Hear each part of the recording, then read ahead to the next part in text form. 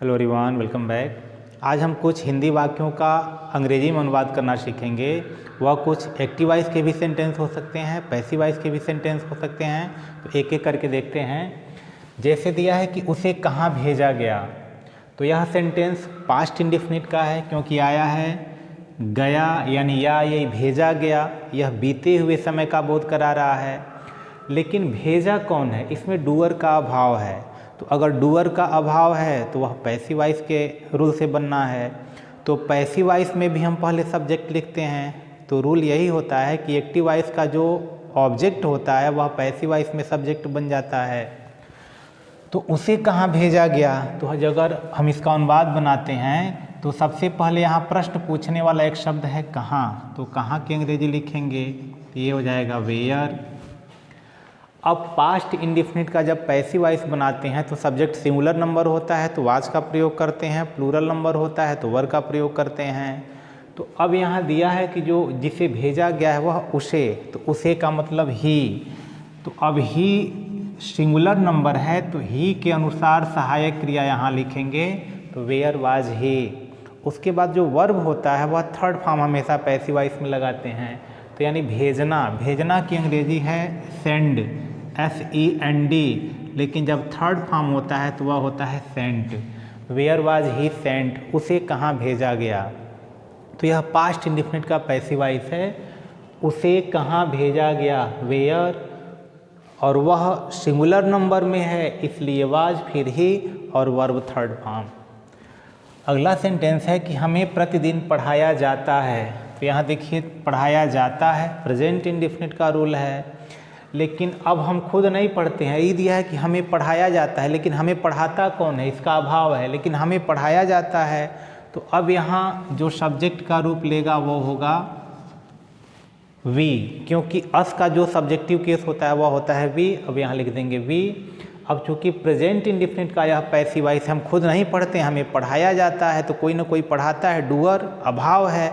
लेकिन पैसिव जब उसका जब अनुवाद करेंगे तो पैसिव के रूल से करेंगे। तो वी अब यहाँ सब्जेक्ट का रूप ले लेगा और प्रेजेंट इंडेफिनिट का सहायक क्रिया वाज थी इज MR होता है, तो वी प्लूरल नंबर में है इसलिए यहाँ पे आर का प्रयोग कर देंगे, वी आर। सेंटेंस अफर्मेटिव में है इसलिए सहायक क्रिया के तुरंत बाद वर्ब थर्ड फॉर्म आ जाएगा। तो पढ़ाना की अंग्रेजी टीच होता है, तो टीच का थर्ड फॉर्म लिख देंगे तो ये हो जाएगा टॉट। ये हो गया कि वी आर टॉट, हमें पढ़ाया जाता है।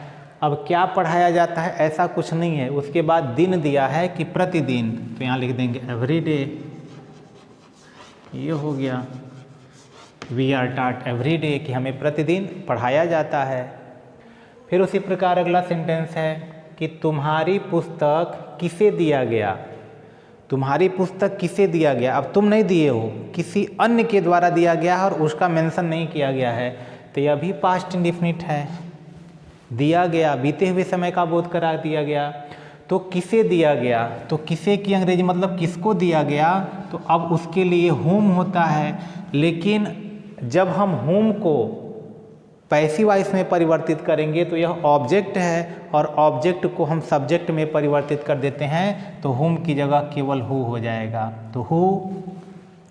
अब चूंकि यह पास्ट इंडेफिनिट है तो पास्ट इंडेफिनिट का अगर सब्जेक्ट सिंगुलर नंबर है तब वाज, प्लूरल नंबर है तो वर।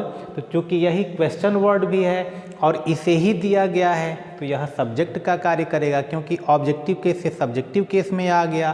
प्रश्न पूछने का भी काम कर रहा है और यह सब्जेक्ट का भी काम करेगा, तो यहाँ हो जाएगा कि वाज।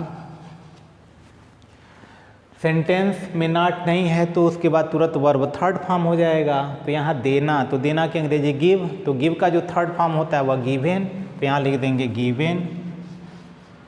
यहाँ हो गया हु वाज गिवेन, किसे दिया गया। अब क्या दिया गया है, तो तुम्हारी पुस्तक, तो तुम्हारी पुस्तक की अंग्रेजी यहाँ लिख देंगे योर बुक। ये हो गया, और question mark, who was given your book, तुम्हारी पुस्तक किसे दिया गया, क्योंकि यह पैसिव वॉइस में है। अगला सेंटेंस है कि विद्यार्थियों को पढ़ाया जा रहा है। अब यहाँ प्रेजेंट कंटिन्यूअस काम जारी है, विद्यार्थियों को पढ़ाया जा रहा है, लेकिन पढ़ा कौन रहा है, फिर यहाँ पे डूअर का अभाव है, तो यह भी पैसिव वॉइस के रूल से बनना है। विद्यार्थियों को पढ़ाया जा रहा है, तो कौन पढ़ा रहा है, सब्जेक्ट नहीं है तो, लेकिन इन्हीं को पढ़ाया जा रहा है, तो ऑब्जेक्ट का जो कार्य है वह स्टूडेंट है, तो वही सब्जेक्ट के जगह पे आ जाएंगे। तो यहाँ हो जाएगा कि द स्टूडेंट्स, ये हो गया स्टूडेंट्स। अब स्टूडेंट्स चूँकि प्लूरल नंबर में है, प्रेजेंट कॉन्टिन्यूअस है, तो प्रेजेंट कॉन्टिन्यूअस का जब हम पैसिव वॉइस बनाते हैं तो इज एम-आर सहायक क्रिया, उसके साथ बीइंग का प्रयोग करते हैं। तो स्टूडेंट्स प्लूरल नंबर में है, अब यहाँ पे आर और तुरंत उसके बाद बीइंग लगा देंगे और वर्ब थर्ड फॉर्म। तो विद्यार्थियों को पढ़ाया जा रहा है, तो द स्टूडेंट्स आर बीइंग, और पढ़ाना की अंग्रेजी टीच, थर्ड फॉर्म हो जाएगा टॉट, और फुल स्टॉप लग जाएगा। तो the students are being taught, कि विद्यार्थियों को पढ़ाया जा रहा है। अगला सेंटेंस देखते हैं, दिया है कि नींबू खट्टा लगता है, यानी उसका जो स्वाद होता है वह खट्टा होता है। तो यह भी प्रेजेंट इंडेफिनिट के रूल में है कि नींबू खट्टा लगता है। तो यह साधारण वाक्य में है, तो यहाँ हो जाएगा कि द लेमन। अब यहाँ खट्टा लगता है, तो यहाँ अपने मन से तो लगता नहीं, मतलब उसका स्वाद खट्टा लगता है जब हम उसका स्वाद लेते हैं तो यहाँ हो जाएगा टेस्ट। अब चूँकि lemon singular number present indefinite में है, इसलिए टेस्ट से लिख देंगे कि लेमन टेस्ट। अब उसके बाद खट्टा, तो खट्टा की अंग्रेजी लिख देंगे सॉर, ये हो गया लेमन टेस्ट सॉर, कि नींबू खट्टा लगता है। उसी प्रकार अगला सेंटेंस है, उसे क्या दिया जा रहा था, यह भी पैसिव वॉइस में, क्योंकि उसे दिया जा रहा था, अब कौन दे रहा था इसका मेंशन नहीं है, लेकिन उसे कुछ दिया जा रहा था। यह तो रिसीव कर रहा है, इसे दिया जा रहा है, लेकिन दे कौन रहा है मेंशन नहीं किया गया है, तो यह भी पैसिव वॉइस के रूल से बनेगा। तो अब सबसे पहले प्रश्न पूछने वाला शब्द है व्हाट, उसके बाद है उसे दिया जा रहा है, तो उसे की अंग्रेजी ही। अब चूँकि पास्ट कंटिन्यूअस में है, तो यहाँ पास्ट कंटिन्यूअस का जब हम पैसिव वॉइस बनाते हैं तो सहायक क्रिया वाज वर, और उसमें भी बीइंग का प्रयोग करते हैं। तो यहाँ हो गया व्हाट वाज ही। अब सेंटेंस में नॉट है ही नहीं है, तो तुरंत यहाँ पर लगा देंगे बीइंग, ये हो गया बीइंग, और वर्ब थर्ड फॉर्म आ जाएगा। तो वर्ब है देना, तो देना की अंग्रेजी होता है गिव, तो गिव का थर्ड फॉर्म हो जाएगा गिवन, तो यहाँ हो जाएगा given. What was he being given, उसे क्या दिया जा रहा था। उसी प्रकार अगला सेंटेंस है, क्या, यहाँ है कि आज मंगलवार है, यहाँ यह सेंटेंस है कि क्या आज मंगलवार है, क्या आज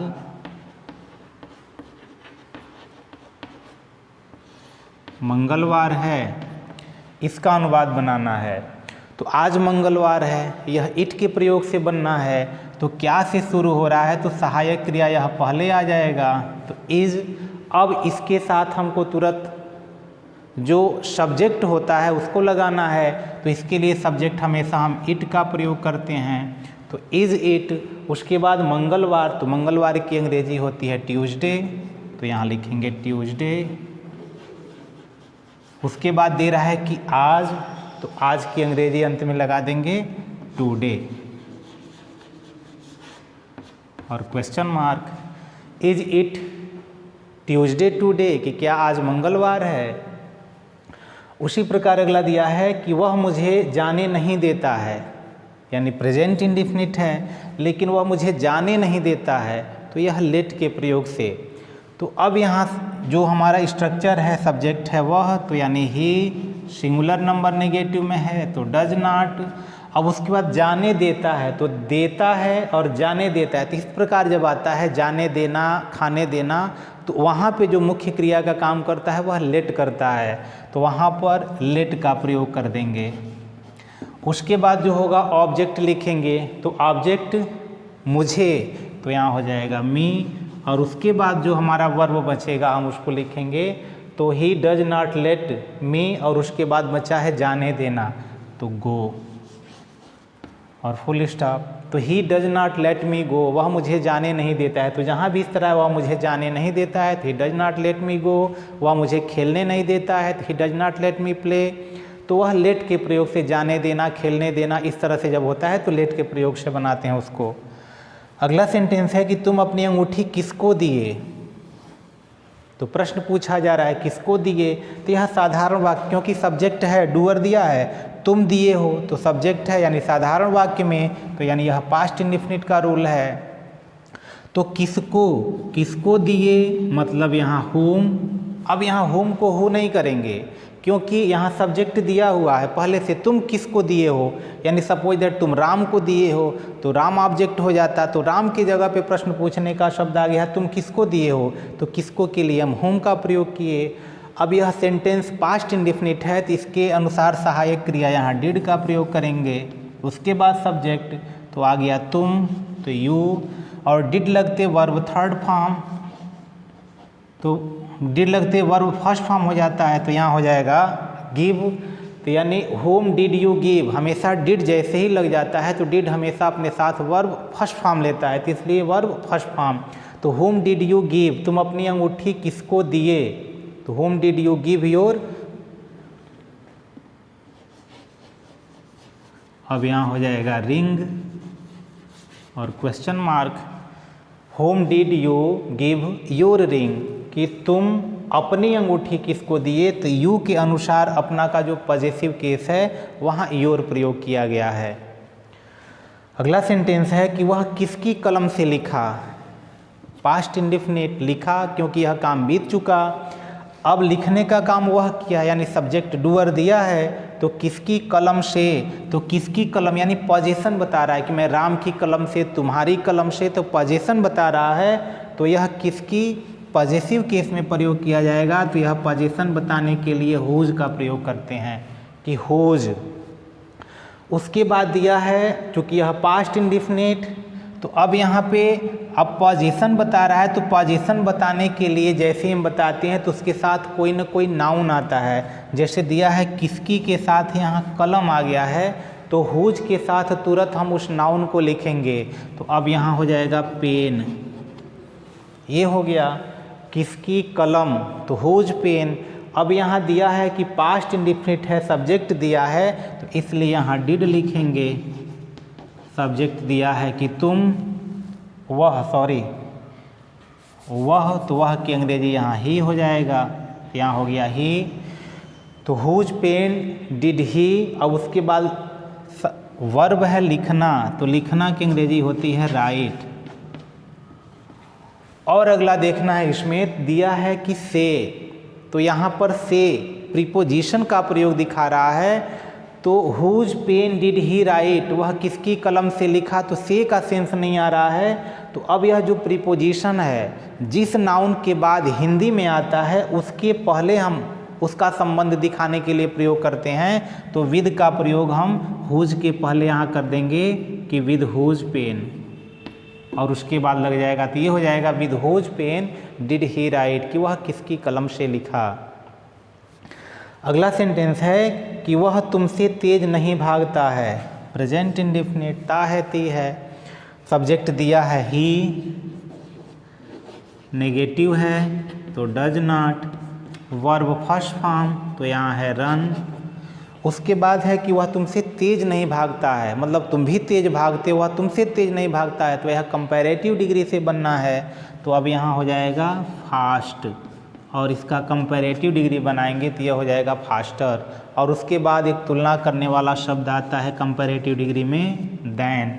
अब किससे तेज नहीं भागता है, तो तुमसे, तो तुमसे की अंग्रेजी यहाँ पे यू सब्जेक्टिव केस में प्रयोग किया जाएगा। तो इस प्रकार कुछ इम्पॉर्टेंट जो हमारे हिंदी के सेंटेंस हैं हम उसको अंग्रेजी में अनुवाद किए। तो आशा करते हैं वीडियो आपको समझ में आया होगा। समझ में आया तो निश्चित लाइक करें, शेयर करें, और यदि अब तक आपने चैनल को सब्सक्राइब नहीं किया तो सब्सक्राइब भी कर लें। फिर मिलते हैं किसी अन्य वीडियो में, तब तक के लिए गुड बाय।